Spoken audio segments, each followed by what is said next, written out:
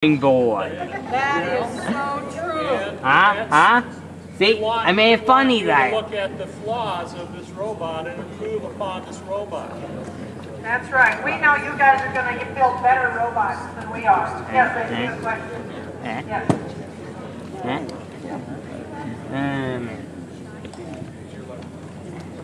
Oh, Rick, I can't remember. Can you put insects in from the side? You can't. You have to go over the containment area, right? You have to go over the containment area. Yes. No, you can't. You have to be over the containment area. Yes. I forget. Rick, do you remember the points? Well, I think the termites are 2 points. The bugs are cockroaches are five or 7 points. There is a rule. These are 7. You're going to get all the stuff. The inside ones are 9 and these are 7. Is No, that the right? inside ones are 7 and these are 9. 9. Okay. 9 points. Yeah. 7 points for those inside. Question? I don't think so. Rick, we had a question about about coming over like the middle containment area. The only place you can put your insects and food is in the middle. If you're in one containment area or in one obstacle, you can only put your insects in that containment area. Is that correct? Right? Now, let me explain a few things. These roll. All right? So you're going to have a pretty special robot to try to get over that. And once he gets over and drops his bugs in there, trying to get back out, you see that's a problem. Now, in all of the stuff we give to you are a lot of really, really important things. We'll start with the simple ones. We give you generic game rules and this season's game rules.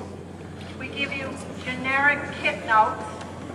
We give you all of the drawings to the game field. So if you want to try to build or at least understand what all these obstacles are, you can. How high the switch is to start the feeding tube, how high the flies are from the door, all those dimensions are available. Okay? Yes. Go ahead. Yes. So the question was, can you make an arm that would extend somehow and drop into the containment area? Absolutely you can. Other questions? There were a couple of arms back here. Yes? I see a little space over there. Can you guys just through that and just put that in there? Or? You have to go over. Study the geometry. Study the geometry very closely of this because some robots can get in. But you see, some of these are very tall. They're very tall. But you cannot, so the question was, can I come in from the side and drop an item in a containment area? No, you cannot. The judges will stop you from there. Yes?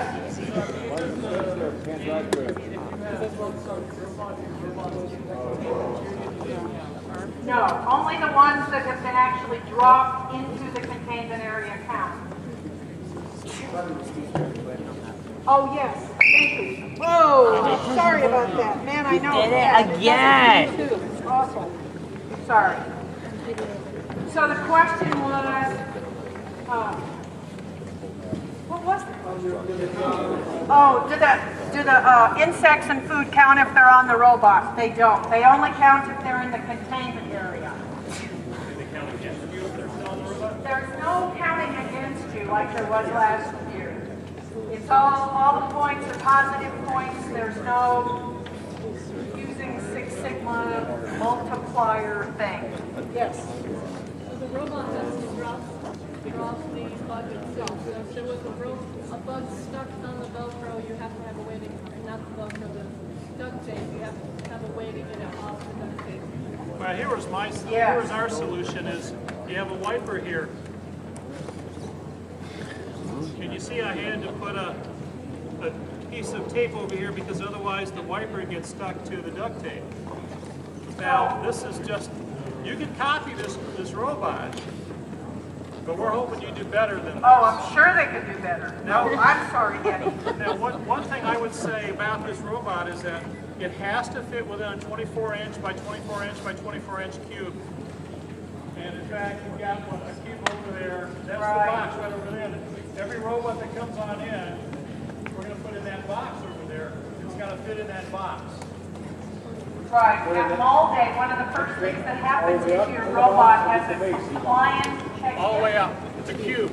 You've got to fit into a cube space. It's over there. Yeah. So at the compliance, yep.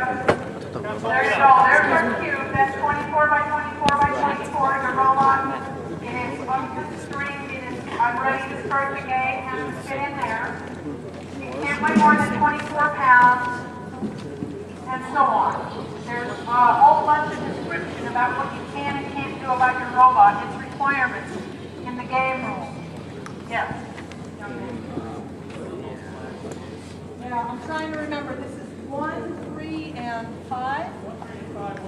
Okay. So the multipliers for the containment areas, the multiplier for the first containment area, the ramp, is 1. The multiplier for the PVC slippery tubes is 3. And the multiplier for this 2x4 mess is 5. Other questions? Yes. 4 robots in the field at one time. No, you cannot try to disable another robot. The question was, can I do something against another robot? The answer is no. It's a really good way to That's new. What is this? That's a grabber. It's called the IGUS grabber. So the question was, can I drop something with my bug in the containment area? Boy, that's a good question. I can't remember. 17 pages worth of rules, and I'm a little vague on that. So, yeah, you're going to have to read the rules. Yes. Whoops, I can't hear you. The food is worth, oh, dang it. You did it again. How many points? Rick, the food is I worth 1 point? don't know what the food is, but the food combined with the bugs has a multiplier. Yeah. Yeah. Food is worth 1 point, but if you feed a bug, you get a bonus point for that. So are all of these built the same way, or? Well, they're all supposed to be identical. There was a tip. I hope to not be on my face. There was a template for all these, and the team that built these worked really, really hard to make them the same.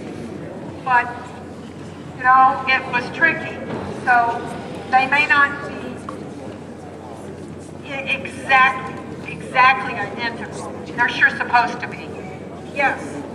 Do you have to traverse the obstacle to use the containment area? Yes. You don't. If there's a way for you to drop your bug into the obstacle from out here, you can do that. Yes, you can do that. Okay. You can do that. Now, obviously there's an incentive. If after you clear the 24 by 24 by 24 inch cube rule, if somehow this can unfold to reach further, that would be an incentive. Now, speaking as a structural engineer, and I am, you've got to watch out for all kinds of stuff about leverage, and moment arms, and all that stuff. Now, I'm going to stop doing this because I don't want to wear the battery down. I want to let the folks actually come and try to drive the robot later. So, turn it off right now.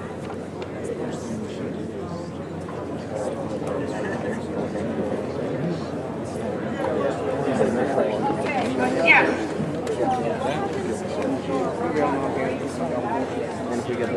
Okay, that's a great question. So the question is, what happens if my robot breaks or I run out of battery during the game? I'm going to answer the battery question first. There's 3 batteries on the robot. A 9-volt battery that matters when you've tethered your joystick and your controller. So mostly you don't care about that 9-volt battery, and it should last the whole season without any problem. So you can kind of say, I'm not concerned about that 9-volt battery. You have 2, in your kits you have 2 big blue 7.2 volt rechargeable robot batteries that sit on the robot one at a time, and a charger. So charge those, come to competition with those totally charged. And you should be okay from all day and game day with 2, if you show up with 2 completely charged blue batteries. The third kind of batteries are AA's that are inside your joystick. AA's. What are they, Rick? AA's or AA's? What? AA's inside your joystick. In your kits that we're giving you, you have a 6 AAA rechargeable batteries and a charger. You can use your own AAA's in the joystick anytime you want, because those seem to drain a little faster. The joystick batteries drain a little faster, and the chargers might not be the best. But one really, really good thing that this year's game is that we have power for your joystick on the game field. So we shouldn't have anybody during the game have a joystick power problem because of those AAA batteries in your joystick. You'll be tethered to power on the game field. Okay, that'll help you a lot. Now, you asked about, first question you asked was what happens if my robot dies during a match? I'll tell you what really happens. You and your spotter and your team will groan because there's not a darn thing you can do until your match is over, other than, sweat bullets and feel bad. And then take your robot back to the pit and fix whatever the problem is. Yes?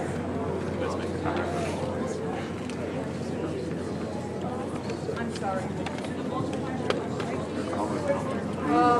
No, the bonuses happen after the insects are counted. So the bonuses about gathering all the insects, giving food to the insects,